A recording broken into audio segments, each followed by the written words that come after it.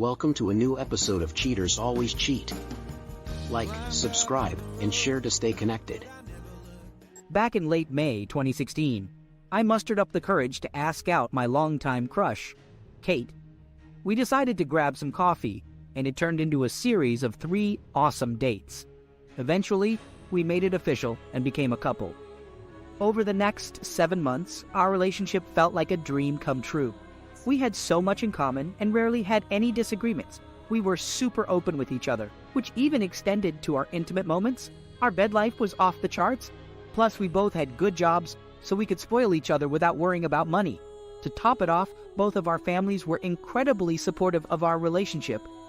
Then, in January 2017, something big happened. I got accepted into my country's Armed Forces Reserve program as a combat engineer. From February to late April, I went through basic training, which turned out to be the toughest thing I'd ever experienced. There were moments when I doubted if I would make it through, but Kate's words of encouragement through texts and calls kept me going. She was right there by my side when I received my BTC certificate, and she always made sure I knew how proud she was of me. As part of my gig in the reserves, I had this gig where I had to bounce for advanced training during the summer. It was no joke, running from early June all the way to late August. Kate had my back the whole way. She was totally on board with me heading out 400 km away to the training center, even if it meant sacrificing most of our summer break. She understood how important it was for my military career to level up. Let me tell you, that summer was rough. I felt like a total outcast among the different cliques that formed during our course. I was the target of endless jokes, and my self-esteem took a serious nosedive. But you know what kept me going? It was Kate's unwavering belief in me. She had faith that I could push through, and that's exactly what I did. Against all odds, I managed to pass as the 5th best on the course, and I owe every bit of that success to her. Our relationship took a turn for the worse once we returned home. According to her, I had lost my spontaneity and outgoing nature compared to before I went away. I became dismissive, took harmless jokes as personal insults, and preferred staying in, watching movies, and seeking closeness rather than going out. Little did we know the summer had left me with some serious social anxiety, and it started taking a toll on our relationship. As we approached our 2-year anniversary in 2018, we got into a heated argument over a minor misunderstanding, which ultimately led to our breakup. I was devastated by the breakup, but then she texted me 3 days later expressing her desire to work things out. We didn't see each other for 3 weeks, but we stayed in constant communication, slowly trying to repair the damage. However, when we officially got back together, something felt off.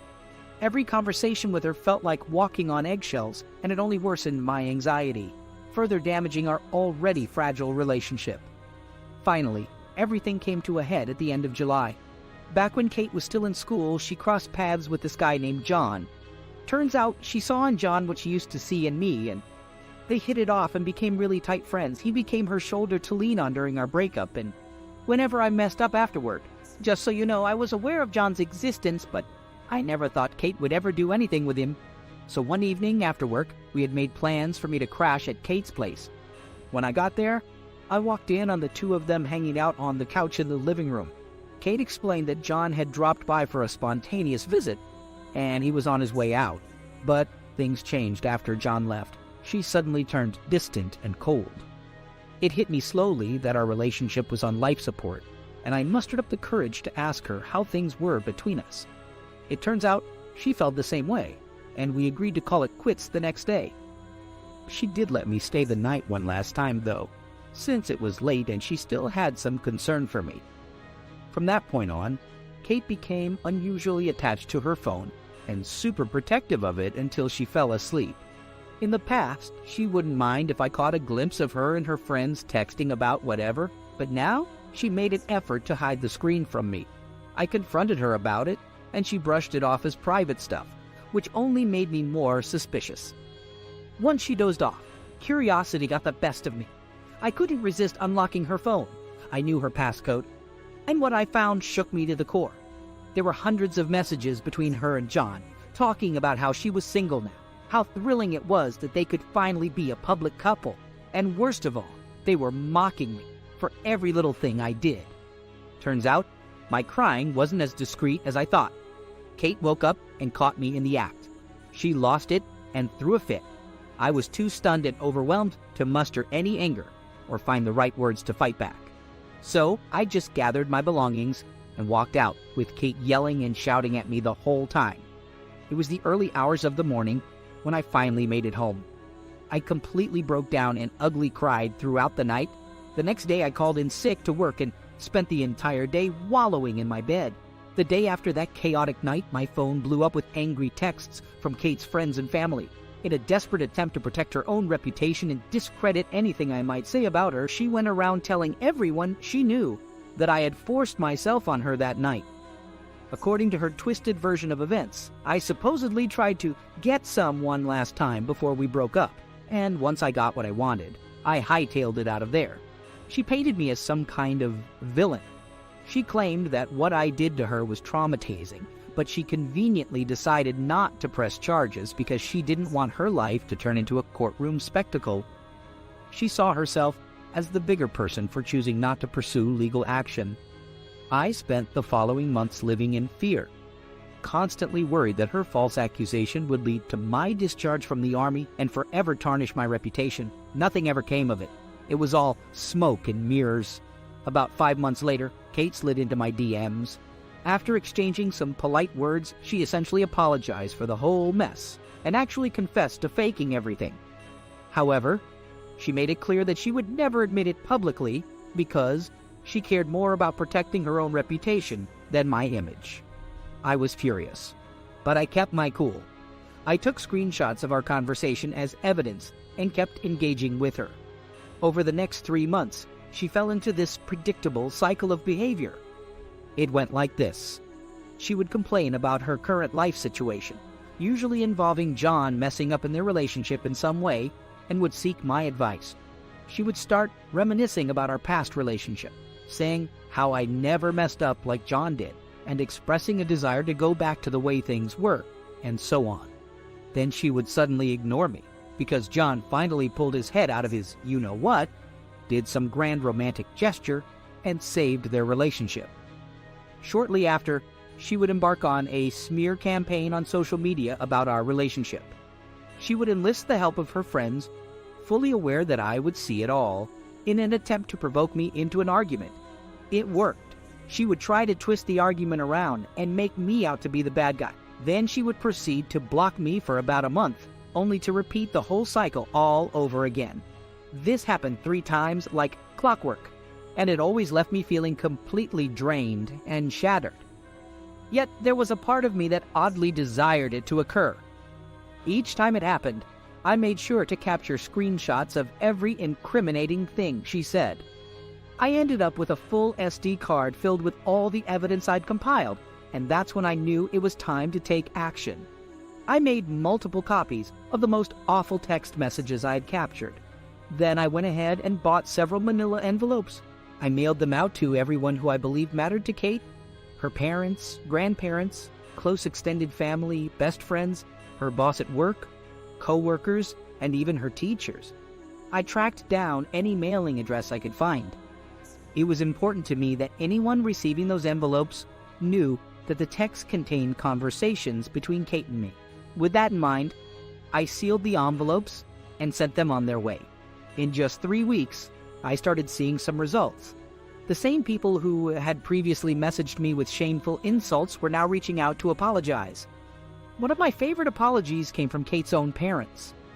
They expressed their sincere regrets about their daughter's behavior and acknowledged that they had raised her to be better than how she had acted.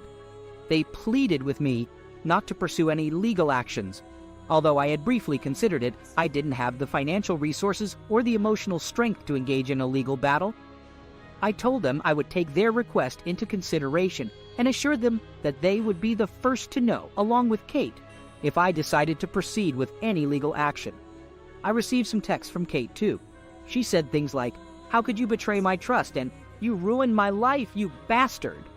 Instead of replying, I simply read every angry message that came in, feeling a sense of satisfaction. Once the messages stopped, I went ahead and blocked her. I never really got the complete picture of how much my revenge affected her life, but I do know that she ended up dropping out of school and losing her job. I wonder if John was really worth it for her.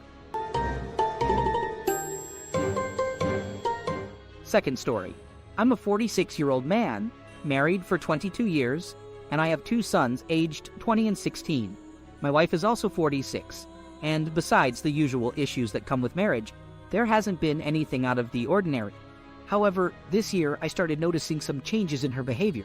For instance, she went back on the pill in March after being off it for a few years. She claimed it was to help with menopause symptoms, although I hadn't really seen any signs of that. She's also been buying nicer underwear, but I recently got a new job with a higher income, so I thought it could be related to that.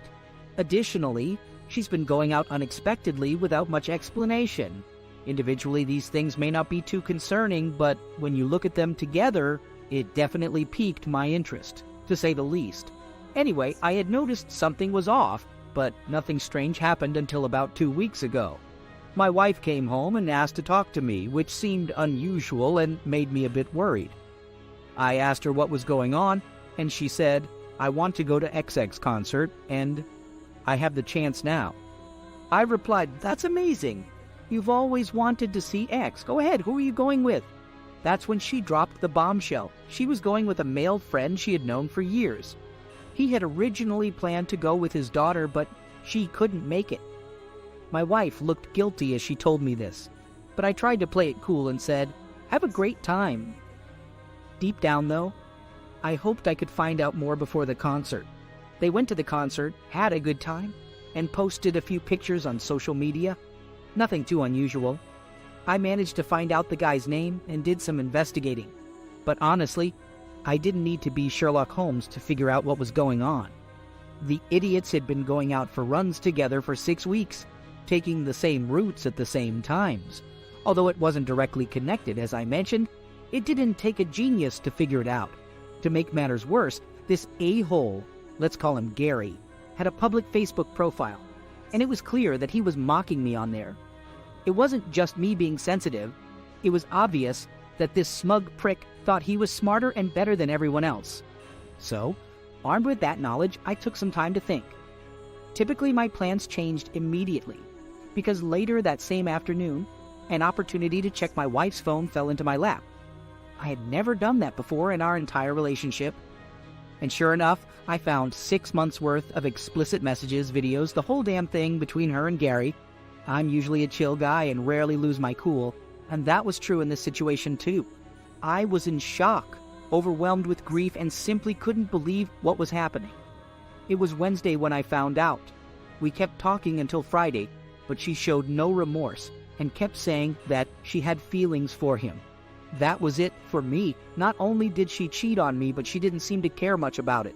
So we started discussing a split. It's been tough because we had to wait a few weeks due to one of our sons going through an important educational period. I didn't want to disrupt that. So we had to pretend everything was okay until June 22nd. We're still playing that game, and let me tell you, it's been a total nightmare for me at least. There's a bit more to the story. On the following Friday, I was out for a walk and happened to pass by his house. Without thinking too much, I knocked on his door and got into a fight with him. It was completely out of character for me, as I've never been offensive with anyone in my adult life.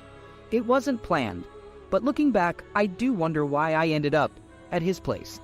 We didn't involve the police because I threatened to publicly share all the messages I had saved on social media if he called them. Honestly, I wouldn't have followed through with that threat because of my sons, but it worked and nothing more happened. Now, here we are, 1 whole week later, and to the outside world, we appear to be a normal couple. But inside, I'm feeling a mix of anger and frustration, and I've started making plans to end our long-term marriage. Basically, once we break the news to our boys, she'll move out. I've never been through anything like this before, and I hope I never have to again. Honestly, I'm lost and don't know what to do from 1 minute to the next. There's a part of me that wants to get back at him and make him suffer, but I've calmed down since I confronted him. I realize it's not a smart idea, but I'll be honest, he felt really good to give him a beating. So that's where I stand. I know every explicit detail of the affair because the moron kept the entire message thread.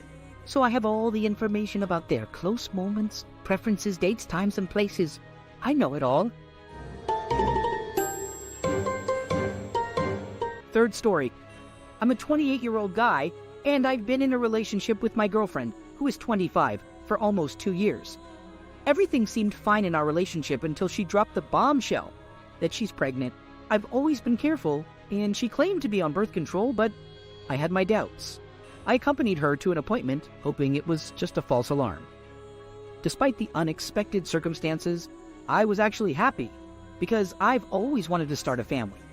As we progressed through the first trimester, she insisted on moving in together, which I now realize was a red flag I missed. We started making plans for our work situations and preparing the baby's room. She strongly believed that she could both work and be a stay-at-home mom. I attended every prenatal appointment with her, and things still seemed good between us. We've now reached the third trimester, and I've managed to adjust my schedule to continue attending every prenatal appointment. Up until now, I had been present for the entire duration of each appointment.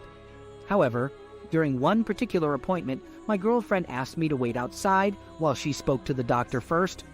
I was really worried that something might be wrong with the baby, and she didn't want me to hear about it. When I finally went in, the checkup was already over, and thankfully everything looked fine. But when I expressed my concern about not being there for the whole appointment, my girlfriend dismissed it as if it wasn't a big deal, which was yet another red flag. We are getting close to the due date, just about 6 weeks away, and I start noticing that my girlfriend is acting secretive with her phone calls and texts. Whenever I ask about it, she claims it's work-related and confidential. This raises my suspicions, so I try to sneak a peek at her phone. I discover that she's using Snapchat and Kik, which strikes me as odd, but I don't confront her about it. Finally, the baby arrives and I'm filled with overwhelming emotions. The child is absolutely perfect, and everything went smoothly during the birth. However, then comes the moment when they ask me to put my name on the birth certificate. My girlfriend becomes extremely insistent about it, constantly urging me to do it, and displaying more anxiety than I've ever seen from her before. This is the red flag that I didn't overlook. I refuse to do it, which leads to an argument between us. She eventually stops pushing the issue, possibly because she realizes how suspicious it appears. We're back home, and she has to attend to the baby who just woke up. I noticed that she set her phone down while going to tend to the baby. I couldn't resist the temptation and decided to take a look. Surprisingly, her phone was still unlocked. I start searching for any texts or calls that might raise suspicion, and there it is. A whole conversation on Kik with some guy. They discussed updates about her appointments and shared pictures of her and the baby. Then I stumble upon something shocking, the place where she mentions that she thinks the baby belongs to him. I confront her about it, and she apologizes. She admits that the baby could be mine or someone else's, but she believes it's mine. I demand a paternity test, and then decide to leave. It's been approximately a week since our confrontation. The paternity test results came in yesterday, and it turns out the baby is not mine. She's gone to live with her mother. Now, here's the interesting part. It took me a lot of digging, considering all I had were usernames of the people she talked to. The father of the baby is actually her boss, a married man with 4 kids in middle and high school. I managed to find his wife on Facebook and shared everything I had, including texts from my girlfriend confessing that the baby is his. I'm heartbroken in so many ways. I know I'm fortunate in some aspects, but I'm deeply hurt. This whole situation has completely changed my perspective on things. I feel bitter, angry, and unable to trust anyone. After that, she keeps trying to reach out to me, but I'm not sure if it's out of love or some other reason. Either way, I refuse to engage in any conversation with her. Now, let's talk about the guy who is the real father. I informed his wife about the situation. She didn't respond right away. Later, I found out from my ex that he lost his job. It feels like some justice in this world. He wants nothing to do with my ex and blames her for the mess he's currently in. The guy's wife reached out to me over a week later. She apologized for what I went through. I think she was still in shock. She kicked him out, but I have no idea where he went. Their kids are aware of the situation. Everyone knows about it now. My ex-girlfriend still works at the same place, but she's actively looking for a new job because the news of what happened has spread to everyone. I'm still in shock, and heartbroken. This holiday season will be tough and filled with sadness for me. However, I know there's hope, and that things will eventually get better. This experience has deeply shaken me, and I'm not sure how long it will take to recover. I'm ready to swear off any relationships for good.